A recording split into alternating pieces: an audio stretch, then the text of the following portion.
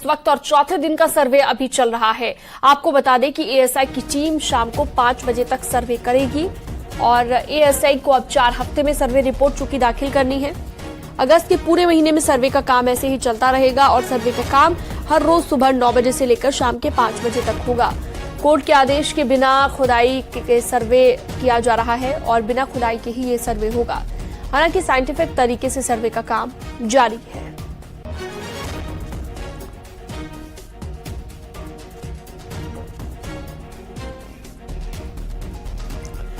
चलिए सीधा रुख करते हैं। राजीव सिंह मेरे सहयोगी हमारे साथ ज्यादा जानकारी के लिए जुड़ गए हैं ज्ञानवापी से।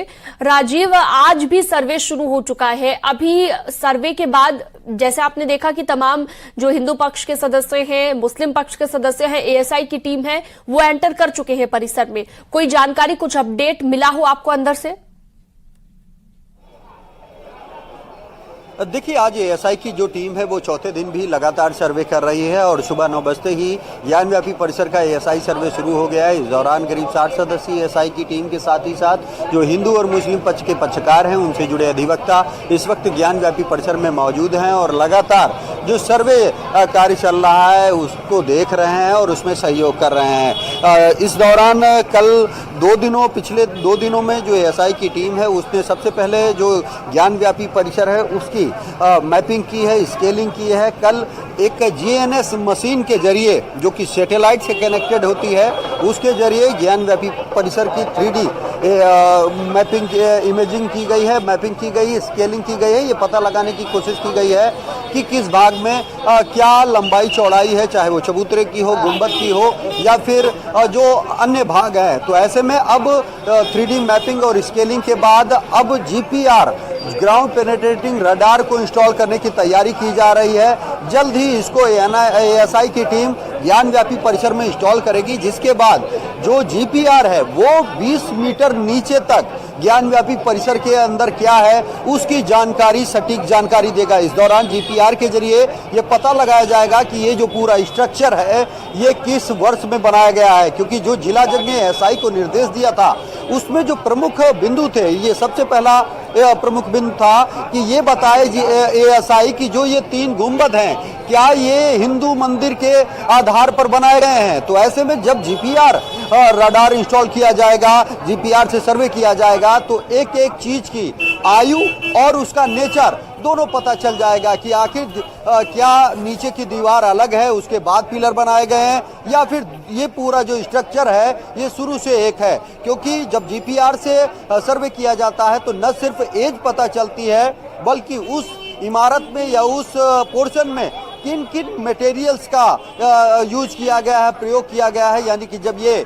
ज्ञानव्यापी परिसर बना था तो इसमें क्या ईंट लगाई गई थी, सरिया लगाई गई थी, सीमेंट लगाई गई थी जो कि आज मौजूदा दौर में यूज होती है, या फिर चूने पत्थर से इसे बनाया गया था। तो कुल मिलाकर एएसआई कोशिश यही कर रही है कि जिला जज ने जिन जिन बिंदुओं पर जांच करने के आदेश दिए हैं उनको साइंटिफिक तरीके से बिना इस परिसर को नुकसान पहुंचाए ज्ञानव्यापी परिसर से जुड़ा हर एक सच न सिर्फ न्यायालयों को बल्कि देश और प्रदेश को भी बताया जा सके। एएसआई की टीम कोशिश कर रही है कि वो अन्य एक्सपर्ट्स की भी सलाह ले, उनसे सहयोग ले। ऐसे में उम्मीद जताई जा रही है कि कई आईआईटी के एक्सपर्ट्स भी अब से कुछ देर बाद परिसर में पहुंच सकते हैं इस ज्ञानव्यापी सर्वे में सपोर्ट के लिए, सहयोग के लिए।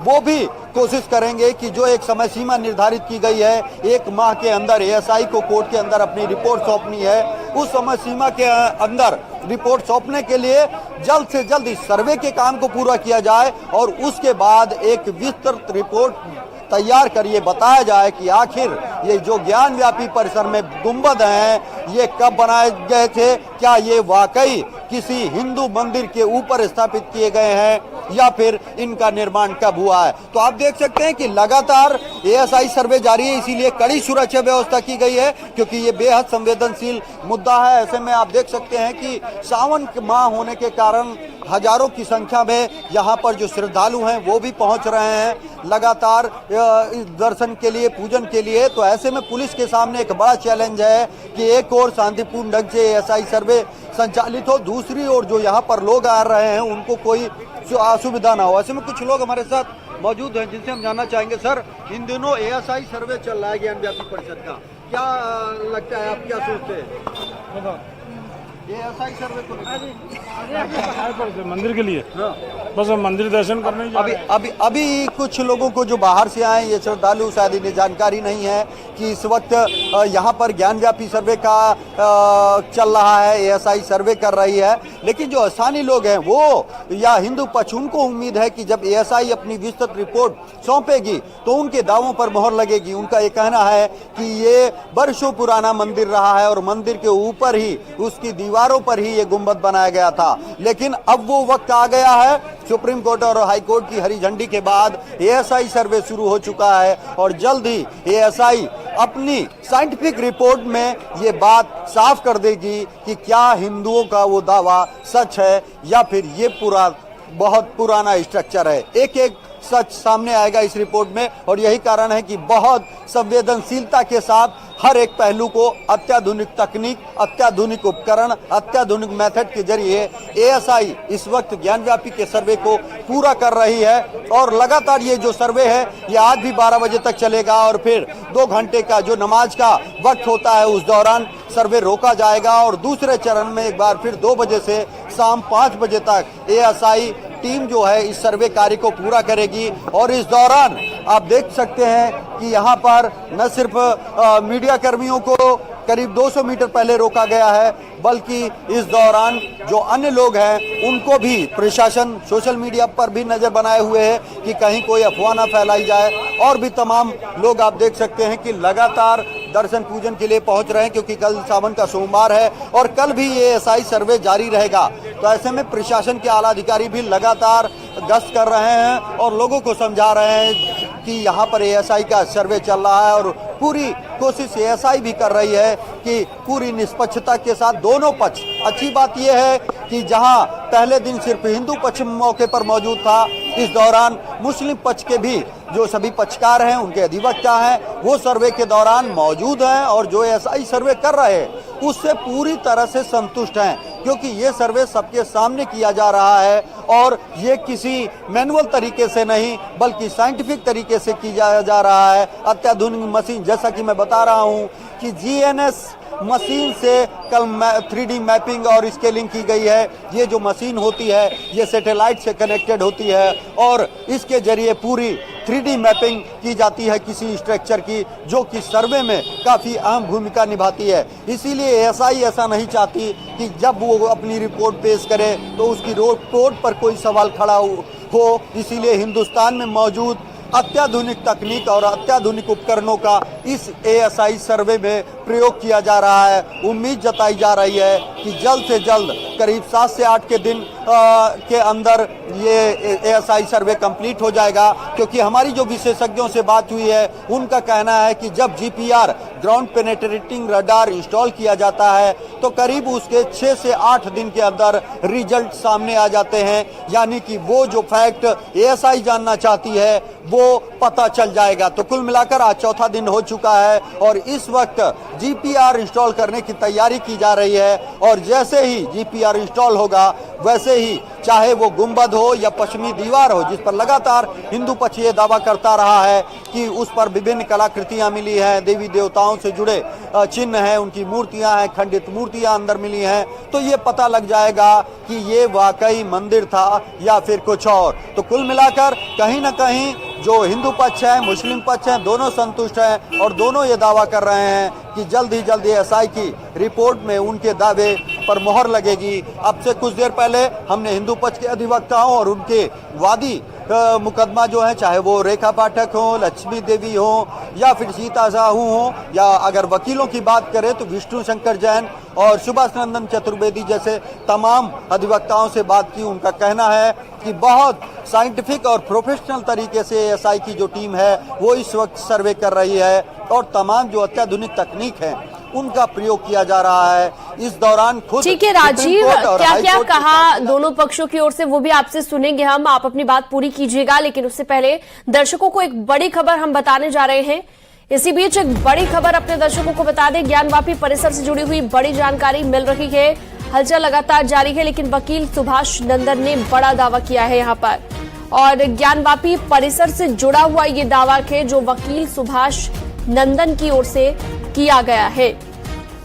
पूरा परिसर साक्ष्यों से भरा हुआ है। ये कहना है सुभाष नंदन का कि पूरा जो परिसर है उसमें ऐसे कई साक्ष्य मौजूद हैं जो सवाल खड़े करते हैं, जो ये दावा मजबूत करते हैं हिंदू पक्ष का। ये सुभाष नंदन ने बड़ा दावा किया कि तो पूरा परिसर सबूतों से, साक्ष्यों से भरा हुआ है। मंदिर अवशेष को लेकर भी कहा गया कि मंदिर अवशेष पूरे क्षेत्र में हैं। ये बड़ी बात यहां पर कही गई है। राजीव हमारे साथ लगातार जुड़े हुए हैं। अच्छा राजीव, हमने पहले भी देखा कि दावे बहुत सारे किए जाते रहे हैं और ये दावे कहीं ना कहीं हिंदू पक्ष को और ज्यादा मजबूती देते हैं। अब एक और ऐसा दावा वकील की ओर से किया गया, सुभाष नंदन की ओर से, कि अंदर तो मंदिर परिसर को लेकर, मंदिर को लेकर बहुत सारे ऐसे साक्ष्य मौजूद हैं, पूरा क्षेत्र भरा हुआ है इन साक्ष्यों से। देखिए, यकीनन सीनम अगर बात चाहे हिंदू पक्ष के अधिवक्ताओं की करें या फिर जो इतिहासकारों की बात करें, तो हमने कुछ इतिहासकारों से भी बात की।